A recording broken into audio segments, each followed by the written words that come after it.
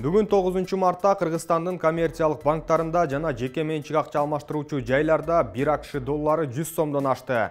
Аталган жайлар америкалык 1 долларды 98 сом 50 тыйындан сатып алып, 101 сом 50 тыйын же 102 сомдон сатууда. Украинадагы согуштан улам орус экономикасы басымга учурап, анын кесепетинен кыргыз сомунун куну дагы төмөндөдү. Орусиянын Борбордук банкы 9 мартта коммерциялык банктарга накталай рубльге чет элдик валюталарды сатууга тыюу салды. Кыргызстандын улуттук банкы жыл башынан бери 4 жолу интервенция жасап, 200 миллиондон ашуун долларды каржы базарына чыгарды. Акыркы жолу 4 мартта валюта базарына 55 миллион 350 миң долларды саткан. Орус-Украин согушунан улам Орусияда интернет өчүрүлүп, натыйжада анын таасири Кыргызстанга да тиет деген божомолдор айтылып келди. Өлкөдө интернет үзгүлтүгү болбой турганын Булак-KG маалымат порталына Байланыш операторлор ассоциациясынын аткаруучу директору Салават Ормошов билдирди.